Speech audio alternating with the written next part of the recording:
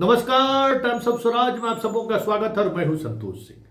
और आज हम टाइम्स ऑफ स्वराज में बात जो अभी असिस्टेंट प्रोफेसर की बहाली हो रही है, अब उस बहाली में भी अनियमितता की बात अब खुलकर सामने आना शुरू हो गया है।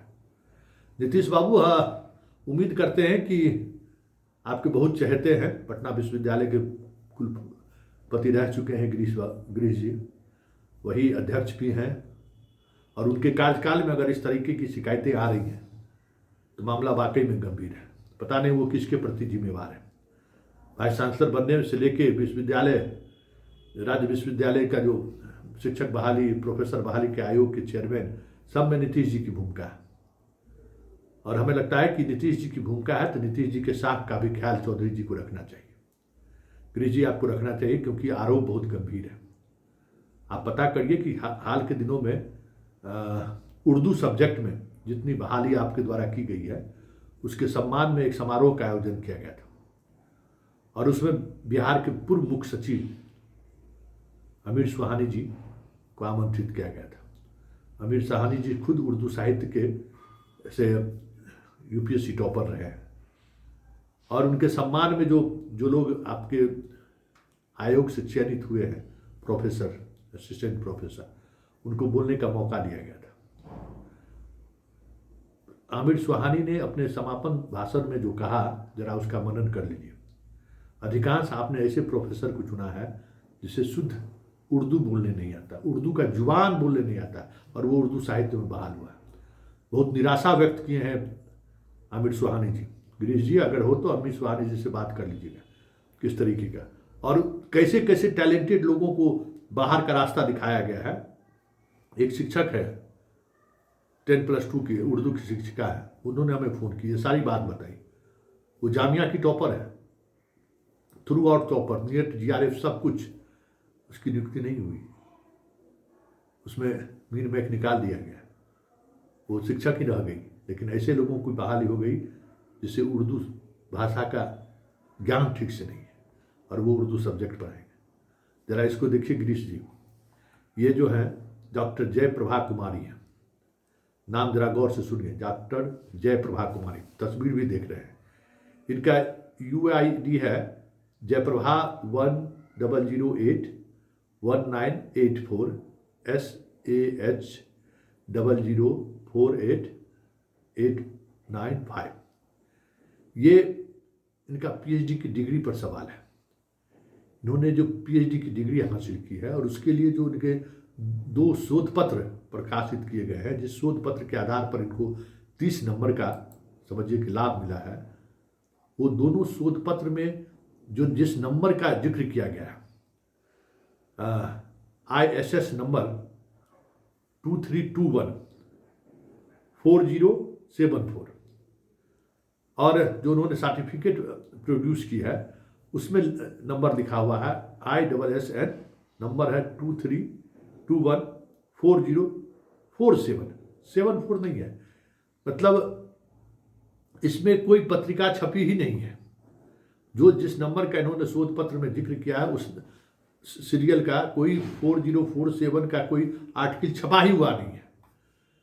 विश्व मनीषा में उन्होंने कहा है, वो कहीं नहीं। दोनों आर्टिकल, जिस आर्टिकल के आधार पर इनको PhD की डिग्री माने हुआ है, दोनों का दोनों आर्टिकल फर्जी है, और जिस नंबर का उल्लेख किया वो नंबर है ही नहीं। विश्वमित्र में आप देख सकते हैं कि जिस विश्व मनीषा में इन्होंने जिक्र किया है कि मेरा आर्टिकल प्रकाशित हुआ है, आप उसको जरा गौर से देख लीजिए, उसमें इस नंबर का आर्टिकल प्रकाशित हुआ ही नहीं है। अब आप समझ सकते हैं कि किस तरीके से, किस स्तर पर खेल हुआ है आपके यहाँ। बात सिर्फ यहीं पर ख़त्म नहीं है, बात और इससे आगे बढ़ी है। एक फिजिक्स के टीचर है स्कूल में, वो उन्होंने आपके यहाँ इंटरव्यू दिया है। नाम उनका डॉक्टर विजेंद्र मोहन है। वो ललित नारायण मिथिला यूनिवर्सिटी के 1 to 5 में रहे, टॉपर रहे फिजिक्स के। उनका 5 आर्टिकल प्रकाशित हुआ है। उन 5 आर्टिकल में आप जो है उनको नंबर ही नहीं थी, जबकि 10 नंबर उसको मिलना चाहिए था, और इंटरव्यू में मात्र 5 नंबर उनको दिया गया। फिर भी 9 नंबर उनको, फिर भी वो अगर उनके आर्टिकल का अगर सिर्फ आप मूल्यांकन कर लेते तो उनकी नियुक्ति हो जाती। टॉपर होता, आपके प्रोफेसर जो बहाली का जो ये है उसमें टॉपर होता, लेकिन आपने उनका आर्टिकल की गिनती ही नहीं की। और जब उन्होंने आरटीआई में मांगा तो आपने कहा क्या कि पेपर कहाँ से वर्क कहाँ आपने किया है वो एड्रेस नहीं है, सुपरवाइजर आपके कौन है वो उस पर लिखा ही हुआ नहीं है। जबकि कोई अंधा आदमी भी उस आर्टिकल को पढ़ेगा देखेगा तो उसमें सारी विवरणी दी हुई है कि वो आर्टिकल का सुपरवाइजर कौन है, आवश्यकता है कि नहीं है, सारी चीज़ें वर्णित। वो कहाँ पर वर्क पैलेस क्या है, सरकारी टीचर है तो कहाँ वर्क पैलेस है, सब कुछ अंकित है, लेकिन इनकी नियुक्ति नहीं। फिजिक्स में इस तरीके की बातें सामने आई है, संस्कृत में इस तरीके की बातें सामने आई, उर्दू में इस तरीके की बातें सामने आई है, अन्य विषयों का भी कमोबेश यही स्थिति है। मतलब एक बहाली 4000 से अधिक प्रोफेसर की बहाली की ये वैकेंसी है, और बहाली में अभी से ही इस तरीके की शिकायतें मिलने गिरीश बाबू शुरू हो गया है। हमें लगता है कि इसकी आपको जांच करानी चाहिए। जो आरटीआई में खुलासा है, खुद उम्मीदवार ने आरटीआई मांगा, आप उस आरटीआई में जो आपने तर्क दिया है 0 नंबर देने का, वो तर्क कहीं से भी सही नहीं है। साफ दिख रहा है कि किसी को फेवर के लिए इस तरीके का तर्क गढ़ा गया है, क्योंकि जहां आपको देखना चाहिए था आप इनका देख लीजिए कि सुपरवाइजर का नाम नहीं है, वर्क पैलेस नहीं है, आर्टिकल पब्लिश है, कहाँ पब्लिश है ये, और जिसका आर्टिकल ही पब्लिश नहीं है, जिसका आर्टिकल ही पब्लिश नहीं है उसको आप प्रोफेसर बना दिए, उसकी जांच आपने नहीं की तो सवाल उठेगा ना।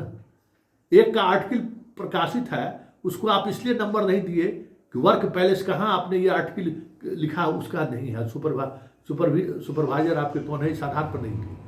और दूसरा, जिस आर्टिकल के छपने के लिए जिस पुस्तक का उन्होंने उल्लेख किया है और उसमें आर्टिकल का जो नंबर दिया है वो नंबर ही नहीं है। ये तो अंधा भी देख लेगा ना, चेक करेगा ना कि भाई जिसमें आप 30 नंबर दे रहे हैं उसमें जो जिस बात की का उल्लेख किया उसकी भी तो जांच कीजिएगा, उसकी जांच आप नहीं कीजिएगा। तो ये इस तरीके से खेल हुआ है। उर्दू के लगातार शिकायतें आ रही हैं, उर्दू में बहाली में क्या हुआ है जरा आप चेक करेंगे। उसी तरीके से फिजिक्स में भी इसी तरीके की शिकायतें हैं कि आप बहाली में जो जिन्हें योग्य माना जाना चाहिए थे उनको नज़रअंदाज किया गया है। और आपके संस्कृत का तो साहित्य का तो सबका आपका सामने है। मतलब जिस विषय की बहाली की प्रक्रिया जारी हुई चल रही है, रिजल्ट निकल रहा है गिरीश जी, सब में कहीं न कहीं सवाल खड़े हो रहे हैं। ये अलग बात है कि बिहार में कोर्ट का वो मिजाज नहीं रहा, हाई कोर्ट का वो मिजाज नहीं रहा। हाई कोर्ट अब लगता ही नहीं है कि किसके प्रति जिम्मेवार है। तो इस तरीके के मुद्दों पर जिस तरीके का हाई कोर्ट का रुख सामने आ रहा है, छात्र हतोत्साहित हो जाते हैं, हाई कोर्ट जाने से भी वो कतराते हैं। और बाकी जो सपोर्ट एजेंसी है डेमोक्रेसी के लिए, लोकपाल कोई काम ही नहीं कर रहा है। जहाँ लोग शिकायत करें, नीतीश बाबू उसको ध्वस्त कर चुके हैं, आरटीआई मिलना मुश्किल हो रहा है। तो ये अभी बीपीएससी को लेकर धरना प्रदर्शन चल रहा है। और यहाँ आप देखिए अब प्रोफेसर बहाली में भी सवाल खड़े होने लगे, और ये सवाल कोई पहली बार खड़ा नहीं हुआ है। हर बहाली में इस तरीके की बातें सामने आती है और मामला सुप्रीम कोर्ट पहुंचता है, पता चला कि 5 साल बाद 400 और लोगों की बहाली हो रही है। ये एक संगठित गिरोह की तरह काम कर रहा है। संगठित उद्देश्य को कैसे फुलफिल किया जाए इसके को लेकर काम कर रहा है, ये साफ दिख रहा है। इसलिए हमें लगता है कि परीक्षा में जिस तरीके से यहाँ जो बातें चल रही है, खास करके कॉम्पिटिटिव एग्जाम में, बिहार के गार्जियन को, अभिभावक को एकजुट होने की जरूरत है। क्योंकि प्रतिभाओं का कह सकते हैं कि इस तरीके से क्रश किया जाना, कहते हैं ना कि एक एकलव्य का अंगूठा, बार बार हम कहते हैं एक एकलव्य का अंगूठा कटा क्या, आज भी वो लोग उदाहरण दे रहे हैं। और आज तो 30 वर्षों से उसी सोशल जस्टिस का सरकार यहाँ पर है, चाहे लालू हो चाहे नीतीश हो। और जिस धड़ल्ले से जिस तरीके से एकलव्य का अंगूठा काटा जा रहा है, हमें लगता है कि महाभारत में भी इस तरीके की बातें नहीं हुई होगी।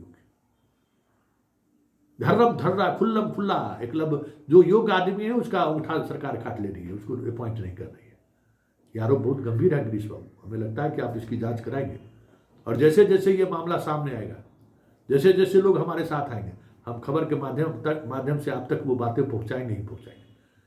क्योंकि साख नीतीश का दांव पर लगा है। आप अगर नीतीश जी आपको ये जिम्मेवारी दिए हैं तो दीजिए इसके साख का भी ख्याल रखिए।